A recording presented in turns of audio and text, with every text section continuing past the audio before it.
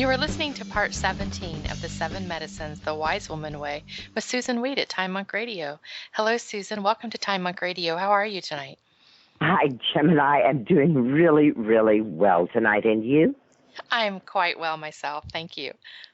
All right. And, we sure did talk about a lot of stuff last month, all kinds of things in the mind and energy things. And I was just looking over my notes from last month, and I went, wow, really?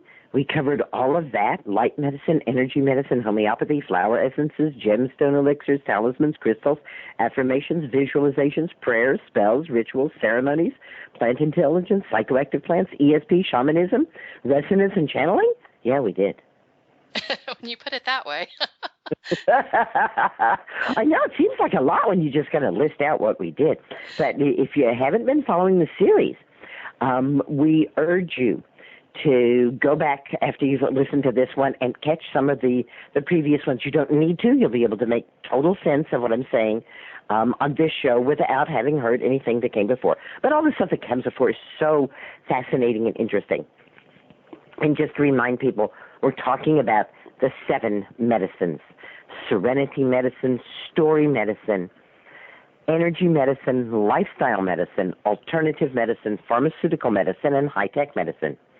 And we have been really taking our time, enjoying ourselves, and really moving through these medicines, really looking at them, and really getting a sense of what they mean and what they mean to us and how they can work.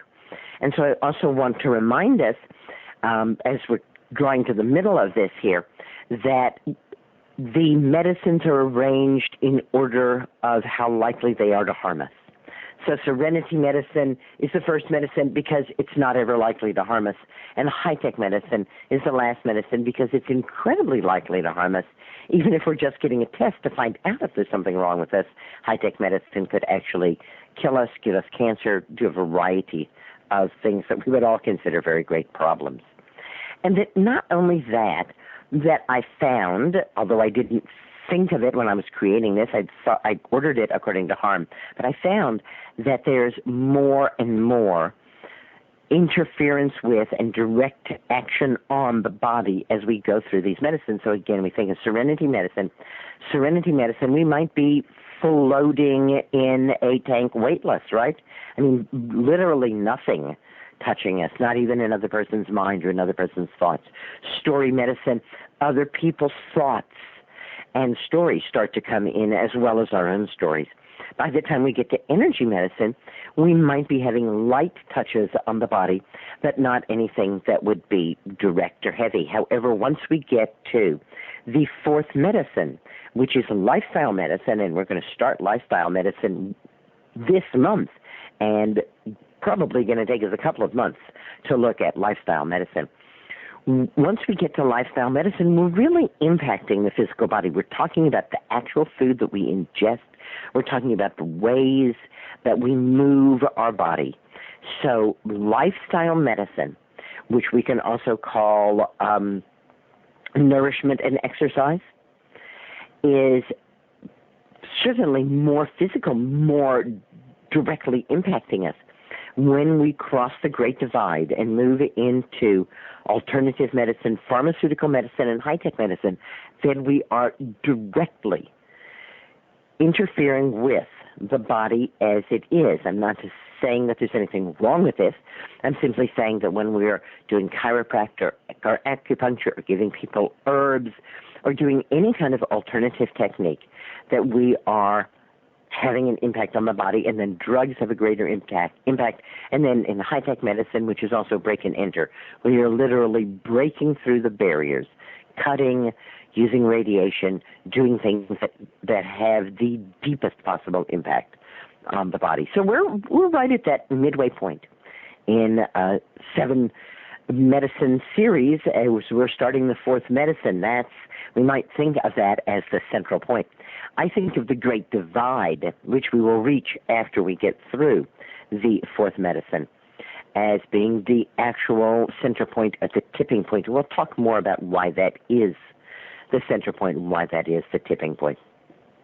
So let's jump into lifestyle medicine. And the medicines that we've talked about before, serenity medicine and story medicine and energy medicine, are not medicines in which I have to kind of hesitate or in which I have to say, hang on, you're going to like this. But when we get to lifestyle medicine, people start to grow resistant. They start to have problems.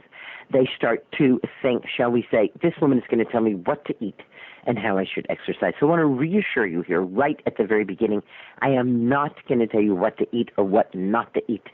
I'm not going to prescribe any particular diet for you. Of course, I have my opinions, but that's not what the fourth medicine is. The fourth medicine is about lifestyle and looking at lifestyle and understanding that our lifestyle choices make a very large difference in our health, and that lifestyle choices can actually reverse and turn back a great number of diseases.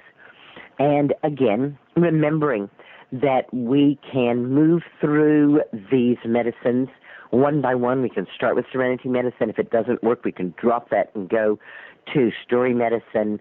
And if that doesn't work, we can drop that and go to energy medicine. If that doesn't work, we can drop that and go to lifestyle medicine. Or we can build on them.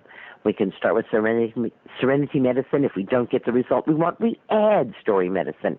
If we don't get the result we want, we add energy medicine. If we don't get the result we want, we add lifestyle medicine, and so on and so on. And, of course, there's also the global approach in which we say things are happening very, very fast. I'm going to do them all at once because that's what I need to do. And we also remember that however far we get beyond lifestyle medicine, that we need to turn around and come back. So anything that we do at serenity medicine, story medicine, energy medicine, or lifestyle medicine, we're fine. We don't need to come back because these four medicines form the basis of all health. In fact, my belief is that we should be engaging in serenity medicine, story medicine, energy medicine, and lifestyle medicine on, if not a moment-to-moment basis, certainly a day-to-day basis, that these are the very substance and form of what health is, how we create health, how we lure health to ourselves, how we maintain that health and regain that health.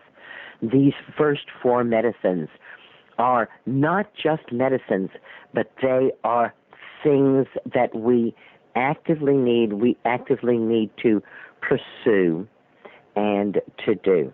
Once we get into alternative medicine, pharmaceutical medicine, and high-tech medicine, then once we achieve what we want to with those medicines, then we must actually heal ourselves from the effects of those medicines by coming back to these first four medicines and paying attention to our serenity, our stories, our energy, and our lifestyle.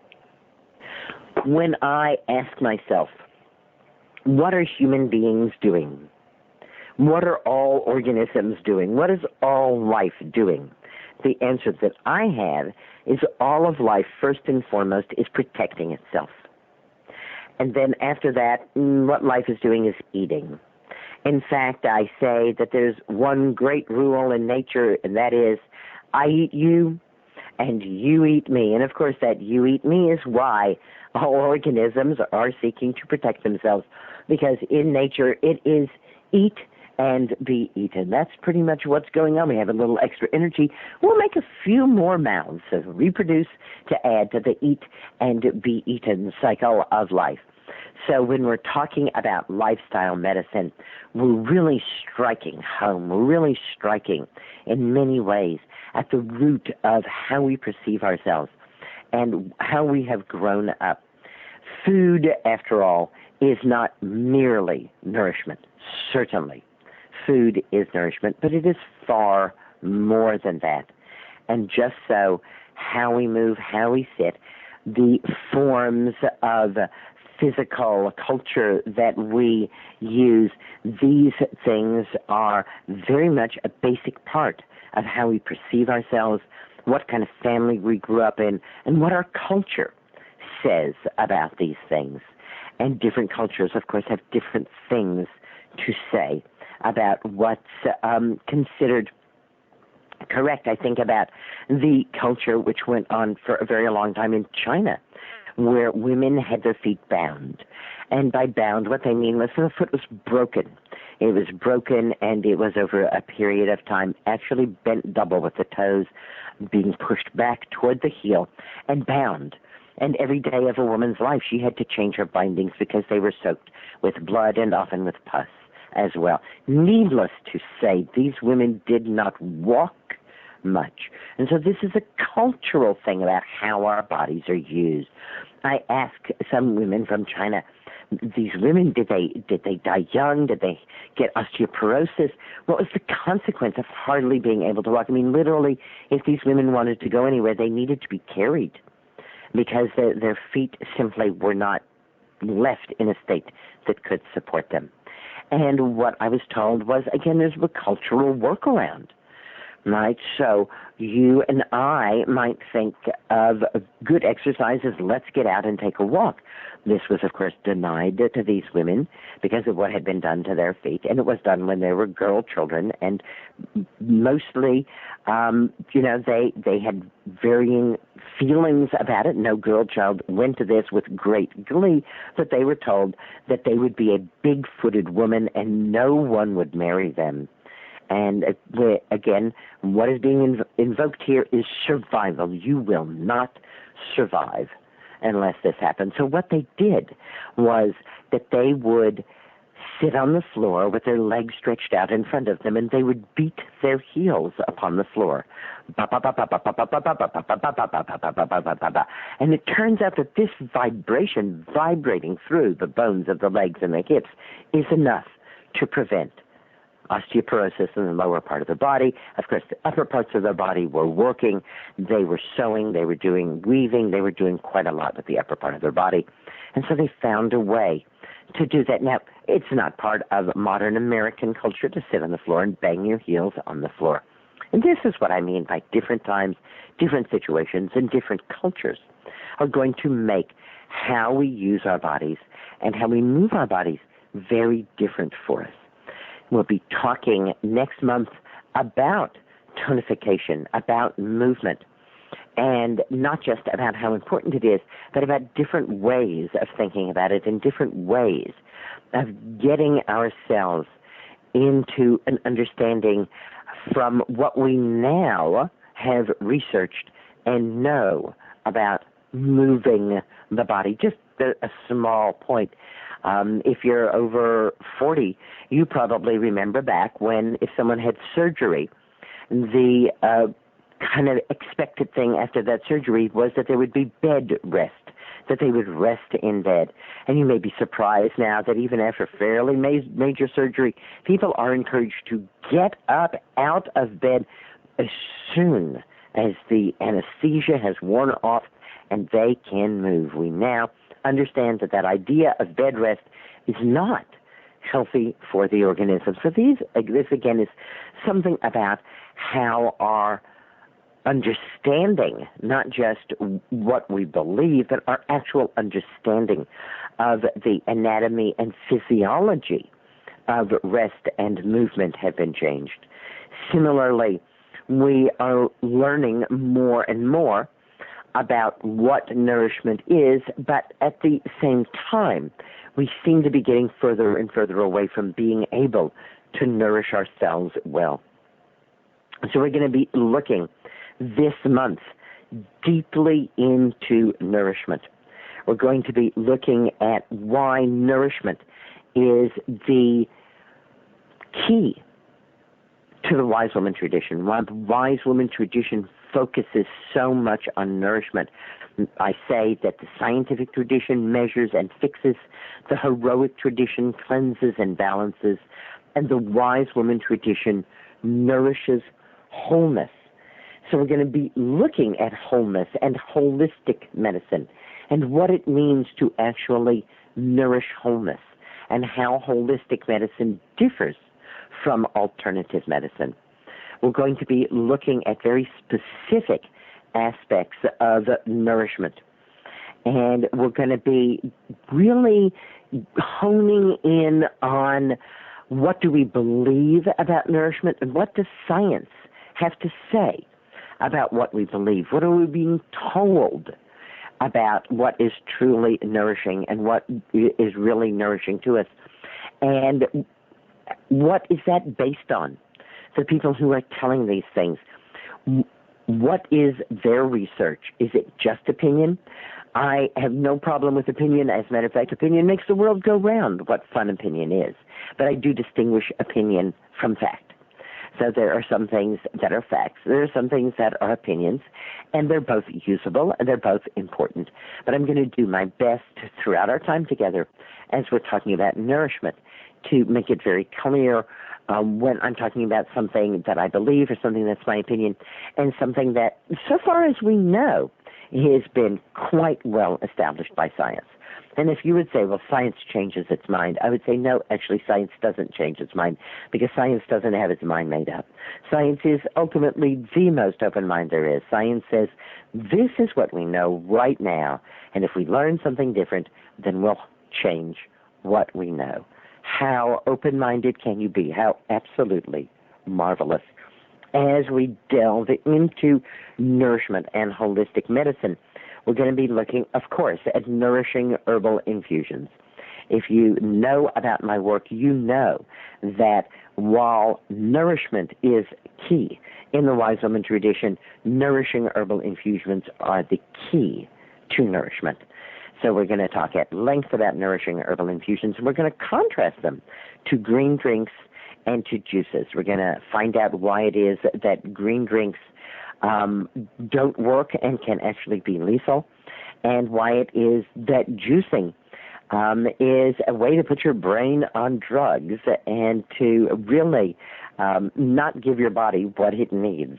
You may be startled to hear me say these things, and I hope that you will continue listening as we move through our month together, looking at these things and taking the time to really discuss them in some detail so that we can really understand them. I've had a variety of different people who've influenced me in what I believe, what I understand, and what I know about nourishment. And of all of the people who have influenced me, no one has influenced me more than Weston A. Price, a man dead. I guess there was possibility I could have met him early on in my life, but didn't get into Weston A. Price until he was dead. His book, Nutrition and Human Degeneration, is still in print more than 100 years later, and it is quite the amazing tome.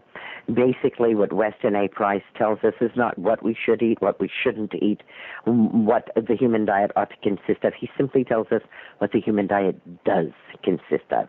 He traveled around this globe well before the time of planes and well before the time of everybody eating manufactured food, and was able to find many groups of people still eating their indigenous diet, the foods of their ancestors, and to record for all of us what this looked like, what this was. So when people talk about the paleo diet, the Paleolithic diet, the fact of the matter is that we don't have anything but guesses about what our Paleolithic ancestors ate. And I've taken on the author of the Paleolithic diet book point by point, showing him that most of the assumptions that he has made are, in fact, quite incorrect, and that he doesn't really have any basis for making those assumptions because even today he does not forage or prepare most of his own food. He is a modern human being, dependent on others to prepare his food for him, and then making guesses about what people who had no one to prepare food for them would have done. And I have told him, and we'll be talking more about this, that I believe that I am a far better situation to talk about this because I do actively forage for part of my food. I do actively grow my food and barter with other people in my community for food, so that I have not just an appreciation for what my Paleolithic ancestors might have done, but how they might have approached it, what kinds of thoughts they might have been thinking. Just one, for example, to talk to you about. and I personally find it quite fascinating. I call it the calorie equation. No one taught me about the calorie equation, but I deduced the calorie equation. I saw the calorie equation. I see the calorie equation at work. And in its very simplest form, the calorie equation is this. If you expend more calories harvesting and preparing your food for consumption than you get from the food itself, then you will starve to death. Very clear.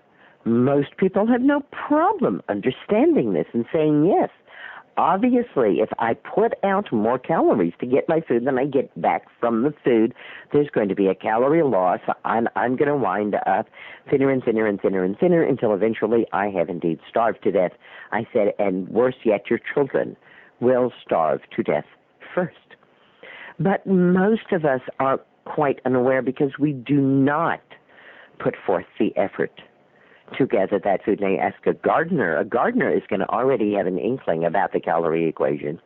And many people who start to garden casually decide after a year or two that all they are doing is supporting an extremely expensive habit, and that they're probably paying $10 to $15 per tomato and a lot more for other vegetables as well, because it is not easy to forage for or even to grow your own food. So we're going to be looking at nutrition, again, not from a point of view of what we should be eating, but from a point of view of how do we stay healthy when relating to where we are living and to the planet as a whole. There's some very smart people who have written about lifestyle, about nourishment. And some of those ideas are sound, but most of them I have found start from a sound idea and then take it to an extreme. And that extreme then winds up bringing about a great deal of health difficulties. Nourishment is one important aspect of lifestyle medicine. Nourish and Tonify is what I call this when it is the third step of the 6 steps of healing. You remember that in my books, in the beginning front matter of the books, I have a page always about the 6 steps of healing. The 6 steps of healing are the same as the 7 medicines. I've just used different language, different words for them, because these are broad concepts, and there are many ways of talking about them, thinking about them, all of which lead us to the same place. So in the 6 steps of healing, step 0 is do nothing. Step 1 is collect information. Step 2 is engage the energy. And step 3, which is the 4th medicine, is nourish and tonify. So let's spend a little time looking at the difference between nourishing and tonifying. As I've said, we're going to spend this month looking at nourishment. We're going to spend next month looking at tonification. How are they the same? How are they different? Why do I have them together and call them lifestyle medicine? Aren't they different things? They are, of course, different things, and yet together they are what is defined as lifestyle. So if you are not driving a car and you are someplace where you can touch another human being, I encourage you to take a moment and to hug that other human being. If there's not another human being, you could hug your dog or your cat or your goldfish or your houseplant, whatever it is, or you could hug someone dear to you who isn't there. Imagine them. Did you feel that hug? Did you get that hug? Can anyone ever take that hug away from you? Of course not. It's your hug. Whether you hugged someone or something else, whether you just imagined it, you got a hug. And that hug is your hug forever and ever and ever. That's nourishment. Any one single instance in which we take in nourishment. That nourishment is yours forever. Nourishment does not have to be repeated to be effective. Now, obviously, if we want to keep on living and breathing, we do want to keep on nourishing ourselves. But what I'm saying is that if you get the nourishment from a carrot, you don't ever have to eat another carrot for the nourishment of that carrot to be effective. It's effective as it is, as you've eaten it. More nourishment taken in results in more nourishment, but there's never any loss. Tonification, on the other hand, must be repeated. This is where we can see the big difference between nourishment and tonification.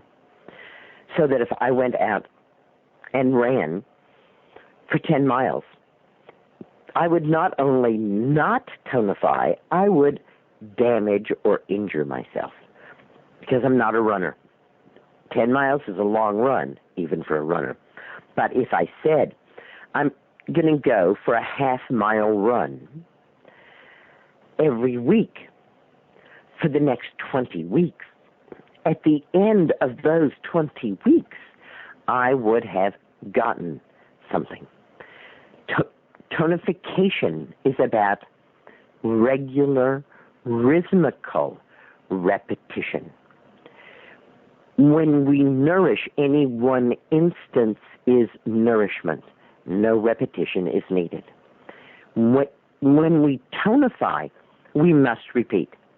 So if I went out and simply ran half a mile and then never did it again, I would, in fact, not only not be tonified, I would not get any benefit from that single half mile that I ran. So we can see a very big difference there in terms of the need to repeat tonification. Nourishment may be described as something which builds the organ and or the organism. So nourishment in Chinese philosophy is the blood. It's the stuff. It's the substance. Tonification affects or builds the functioning of the organ or the organism.